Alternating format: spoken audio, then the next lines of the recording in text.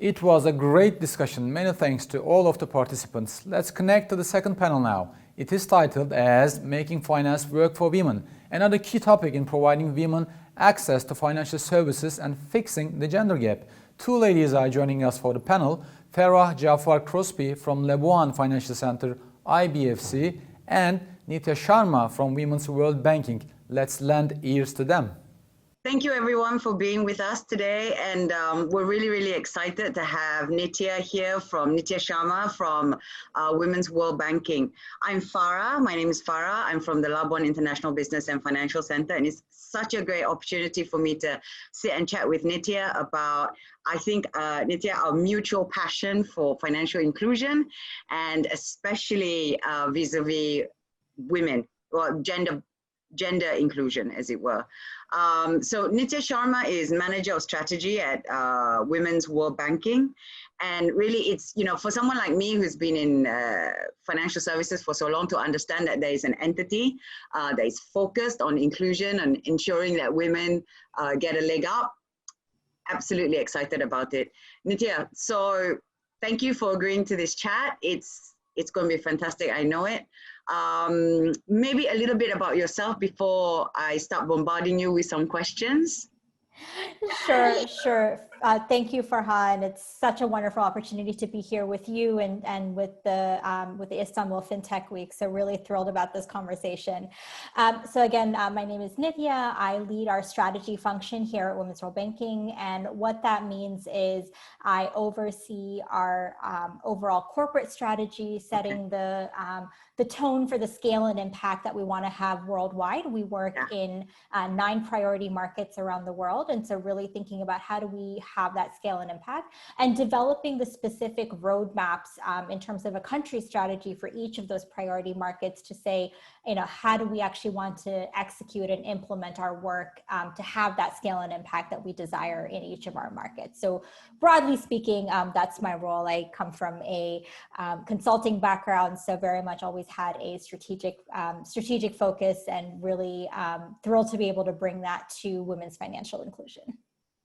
Thank you. And really, so I'm straight for the jugular. I need to understand, how does Women World Banking actually affect this change? I mean, you know, normally in financial services, and I've been in financial services almost 30 years, I understand the mindset very well. It's all very bottom line. It's all very, you know, P&L, ROI. Yep. What is it for me as a corporate, as a CEO? How do you affect this change? How do you kind of justify that ensuring that women are included actually then reflects on the bottom line? Can you give an example of this? Yeah, absolutely. I think, you know, we absolutely believe that, you know, women are not only the right thing to do, but the smart thing to do. So when we work with both governments as well as financial institutions, we always want to bring, you know, that quote unquote business case, or that that argument for, you know, it's actually you're missing half of your market when you don't serve women, or when a government doesn't implement the right policies to foster that environment to serve women. You know, you're leaving half the population behind, and you're leaving money on the table. So that is exactly the mindset that we want to go in with, is really that business case. Our mission overall is to think about expanding the economic assets, participation, and power of low-income women by helping them get access to financial services. As we know from the last World Bank Global Fintech data, there's still about 1.7 billion people around the world that are excluded from financial services, and about 1 billion of those are women.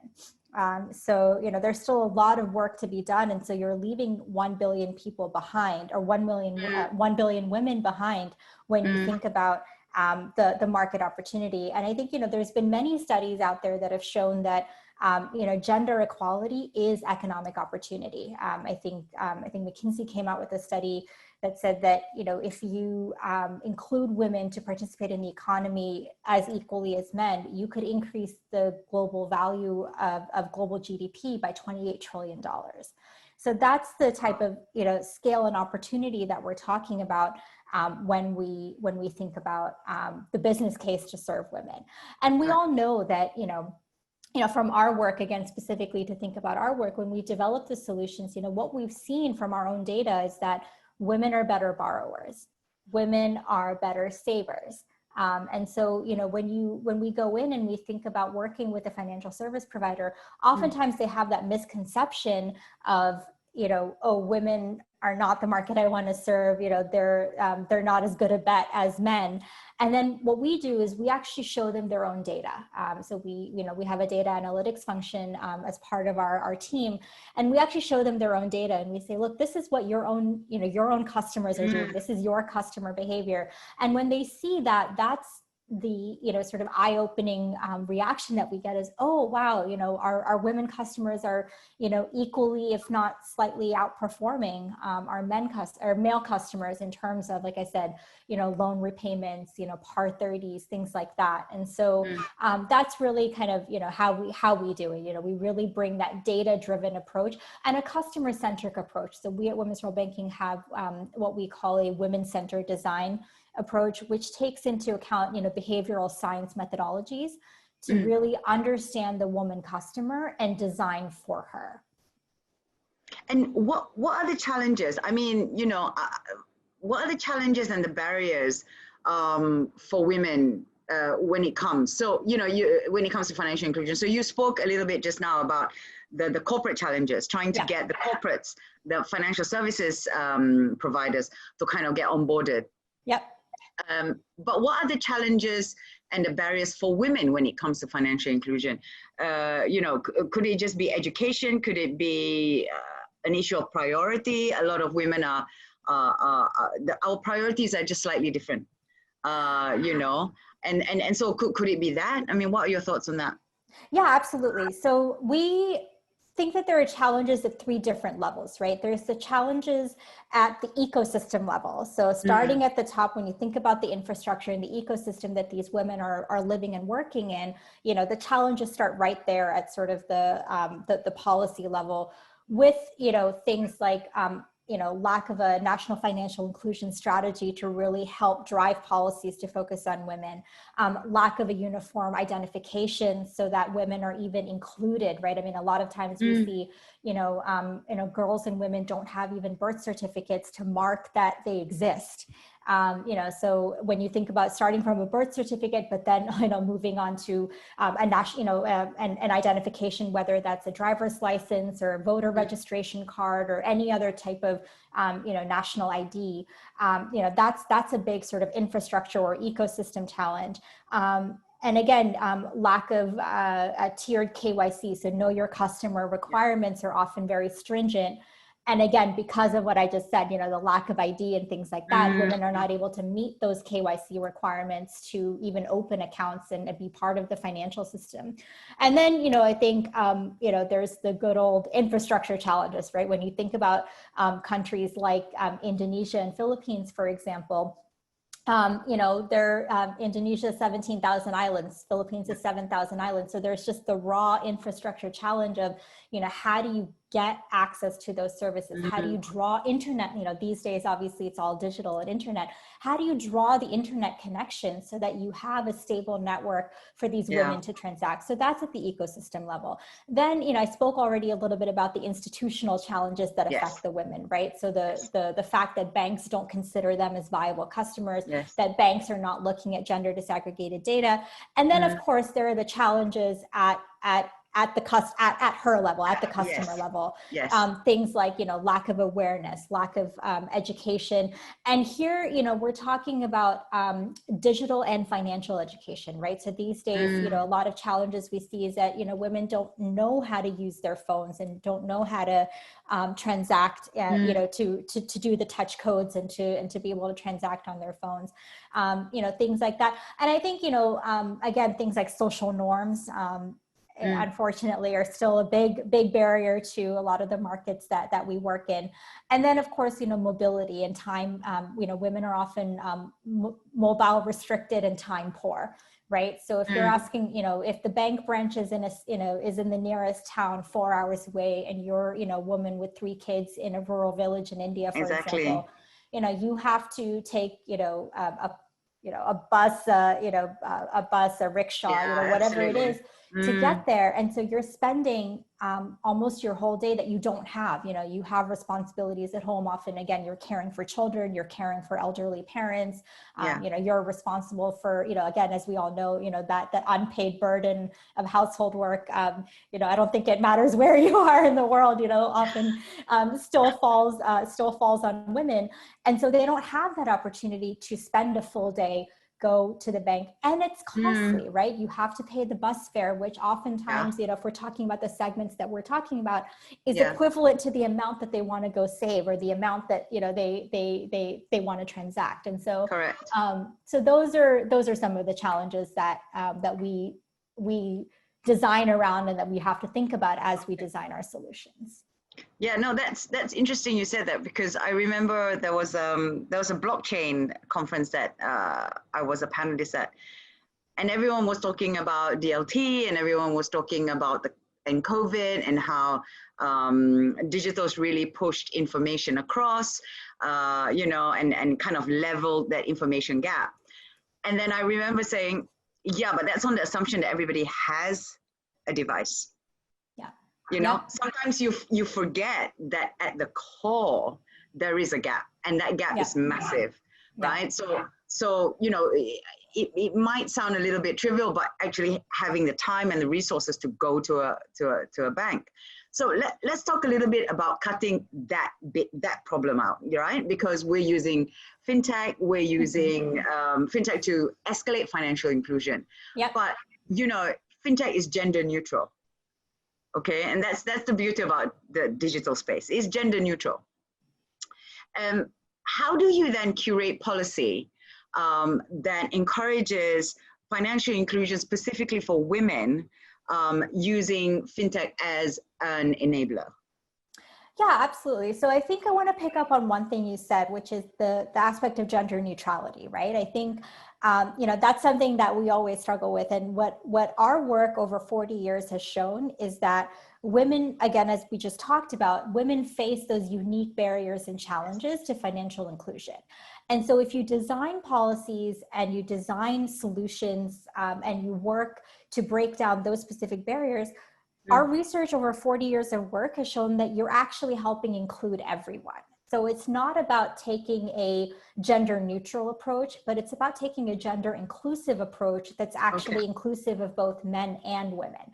And again, our research over 40 years has shown that the opposite is not true. So when you take a gender agnostic approach, oftentimes we hear, and rightly so, nobody wants to appear to be favoring anybody.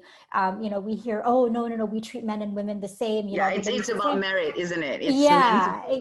Exactly. And our argument is that's actually what's leaving women behind, is when you just kind of take that quote unquote level playing field and you don't design, or you don't consider those unique barriers and challenges. And I think, so just starting there, I think, our philosophy at Women's World Banking is that, women, they don't need to have a pink product or a pink credit card, or, what we call sort of pink washing, they need to be, this is a quote that, one of the women that we've worked with out of Kenya, when we were talking to her about some research, she said, look, treat me like the boss I am.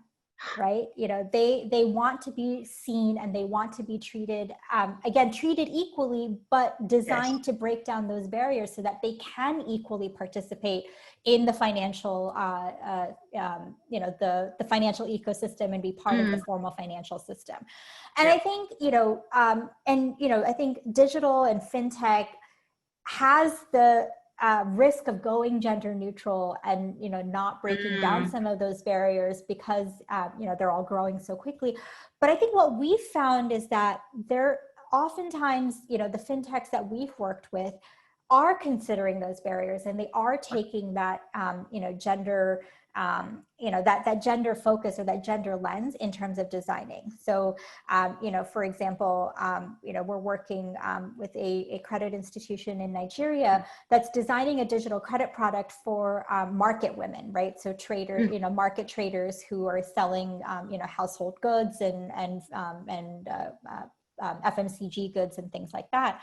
And, an example there is that, look, you know, women who need the financing in Nigeria are not able to get it, right? Because of barriers, traditional barriers like a collateral. You know, they don't have the collateral to go to a bank and get a loan. So how is digital breaking that down? Having a digital platform allows, you know, this institution, this fintech that we're working with, to track their history, develop an alternative credit scoring model, and to determine the credit worthiness of these women so that they can then lend. Right? So that's an example of how digital can actually break down those barriers, and fintechs can actually break down those barriers and make it easier for women to access financial inclusion. By developing that digital footprint, you know, this institution is able to develop that credit scoring model and to assess the credit worthiness outside of the traditional requirements that a bank might have, you know. Scoring, you know, the traditional credit scoring, and having to put up collateral, which again, a lot of women don't have access to their own property or things that they can put up. So that, you know, that's an example. And the other, you know, thing I'll just highlight is, you know, Women's World Banking is deeply committed to bringing inclusive fintech into the space, right? So we actually have run a Making Finance Work for Women Fintech Innovation Challenge, for, you know, which I helped incubate as part of our Making Finance Work for Women Summit last year. And this is actually the second year that we're running this competition. And the whole idea there is to highlight and identify those fintech innovations that are driving, you know, security and prosperity for women, you know, helping women get their security and prosperity. And, you know, I'm so pleased to report that, you know, this year we received nearly 120 applications out of, you know, over 40 countries around the world, specifically, you know, saying that, look, my fintech is designing for women. We're trying to break down these barriers. So it's there. I think there are definitely and again, I think fintechs are catching up to the game that, you know, women are a viable market. Again, what I said before in terms of that gender disaggregated data, because they have so much data, they're able to look at it. And I think, you know, they're, you know, I guess maybe I'm optimistic, but I think, you know, they're recognizing that very quickly. And so, you know, we're seeing more and more fintechs that are being inclusive. No, absolutely. And, you know, you're talking about one side of the coin in the sense that, your competition is about getting fintechs developing for women in that sense. But I've been a mentor for She Loves Tech, which actually is the other way, in the sense that we're trying to encourage female developers and programmers to go out there as well. So, you know, there are two ways of slicing and dicing, I guess, possibly. So you've got potentially a gender neutral developer developing for females, and, you know, and then you've got female developers, and they could be then developing for females or not, but it's more about just creating a bigger group of female tech developers, you know, whether it's finance or not. You know, it's called She Loves Tech, and it's great. This year we started Malaysia the first time, and we had like 40 startups. It was fantastic. And if I could just add to that really quick, actually. So I think you bring up a really good point. So, you know, we at Women's World Banking also invest in women leaders, right? So we actually have part of our work is actually running training programs to build capacity of women leaders. So I think you're hitting on the right point. You know, it's about building those women developers or the women leaders, you know, within these financial institutions, so that they can then have, you know, a stronger influence to reach women customers. And so I think you're absolutely hitting. You have to develop both sides of the coin. Both ends, yeah. And I think also that there has to be a particular recognition. I mean, I'm guilty as charged, you know. I used to be one of those, we are all neutral, we are all the same, we are all equal, you know, we shouldn't need to give anybody a leg up. It's all about merit. But actually, you know, over time you realize that the challenges that women go through are very, very distinct. And unless other women are able to then, because only other women are able to understand those challenges, really. Not to exclude the men, but, you know, so it's important that women help create awareness about these challenges, even if they believe in neutrality and you know, everything being equal, as it were. So yeah, but I went through website, your website.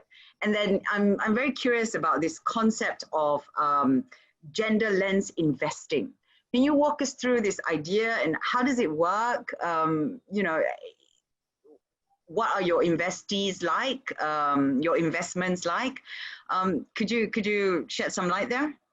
Yeah, absolutely. So, you know, for us, you know, gender lens investing again is not obviously, you know, it's a social good, but it's also for us a strategy for financial outperformance. You know, we believe that taking that gender investment strategy actually will outperform the market in terms of an investment value. And so that's really kind of at the core of what we, you know, why we believe so much in gender lens investing. So similarly to the business case, you know, this is really that, you know, the investment business case to focus on women. And I think, you know, for us, you know, having a gender lens approach, or as an investor, right? So very, you know, 10 seconds very quickly about women's world banking. We do a lot of different things, right? You know, we do research. We actually do what I call, you know, sort of advisory services or consulting, where we actually develop those financial solutions with our partners. We do policy advocacy. We do the leadership training I just spoke about. And then we also have, you know, this, our private equity investment fund. And so, you know, for us, you know, we're really trying to tackle this problem of financial inclusion at all levels, right? And at the investment level, what that allows us to do as an investor is that it puts us in a unique position to raise certain issues and ask the tough questions to make sure of the management of the company that we're investing in, to make sure that, again, we're driving that focus on serving women clients, that we're driving a more, you know, gender inclusive focus. And so for us, you know, that's really how we think about that. And, you know, gender lens investing can take many different hats, right? You could say, look, I'm investing in gender diverse institutions that have a good range of diversity. You could say I'm investing in women-owned or women-led businesses. Or you could say, you know, investing in companies that are trying to target women as customers. And so we're more looking at the last one I said, really thinking about, you know, how do you invest in financial institutions, whether that's microfinance institutions, you know, small banks, other institutions, to help them maintain that focus and grow their focus on women, even as they as an institution are growing. Because I think what we found is that a lot of times, you know, at the cusp of when these institutions were breaking out of their shell and really thinking about their growth strategy, is when we noticed a drawback in terms of a focus on women. And that goes back to some of the issues we talked about earlier in the conversation in terms of, you know, perhaps having a bias that women are not viable customers and all the things that we talked about. And so we said, you know, our gender lens investing strategy is to make sure that doesn't happen. You know, that they're maintaining and growing, you know, their focus on women. And our gender lens approach applies at all levels of the investment, or all phases of the investment, right? So starting right from, you know, the identification and the sourcing of the deal through how we monitor. We actually, you know, once we're in, we actually do what's called a gender assessment methodology, which is, again, part of our leadership and training program, where we assess both the, we call it a GAM, gender assessment methodology, and it's the internal and external assessment of your gender performance. So how are you doing internally as a company in terms of your diversity, you know, women at all levels of your senior management, your board, things like that. And then, you know, externally, how are you, you know, looking at their data and kind of saying, how are you doing in terms of serving women clients? And we actually, you know, as an investor, we offer those, you know, we offer concrete recommendations on how you could do better. And we try and support those institutions as much as possible to implement those recommendations and to take that forward. And again, you know, we have the gamut of all the other services that we provide to be able to bring that to bear. And so really thinking about, you know, from beginning to end, and supporting our institutions, and not just saying you have to do this, but giving them those concrete recommendations on how to do that. So that's really, you know, our gender lens approach. So it's a bit like, investing and then an internal and external audit, and Exactly. and then after that, kind of coming in with recommendations as to enhancing the outcome, as it were. Exactly. And I think, again, our role as an investor makes us able to push those recommendations and, to say to management, if the assessment has yielded these results and, this is where you are, we want you to put more women on your board, or we want you to do XYZ to reach more women clients. So, and I think the other powerful thing that we have as an investor is the ability to request gender disaggregated data. I think that's another big value that we have, is we're able to kind of look at, we're able to tell management to provide us breakdown of their different transaction data or loan data or whatever it is by gender. And so then we can assess it and look at it and say, look, this is where you are, and this is where we want you to go, and this is how to get there, and then support the institution, through that process. Yeah, because then you can't argue with data. Right? Exactly. You can't argue with data. So the moment the data is there, then you can analyze it. But getting the data out is something that has to be kind of maybe dictated in a way. Yeah. Exactly. I'm a little bit curious also about regulation and policy at a more macro level, and how you could advise or influence jurisdictions towards a larger financial inclusion philosophy, maybe, but specifically a female biased, and I say that word proudly, female biased approach towards things. How would you do something like that? Because jurisdictions obviously are constantly, I mean, I represent a jurisdiction. I know that we're constantly competing. We look very slow, but we are competing very fast. So, how does that happen?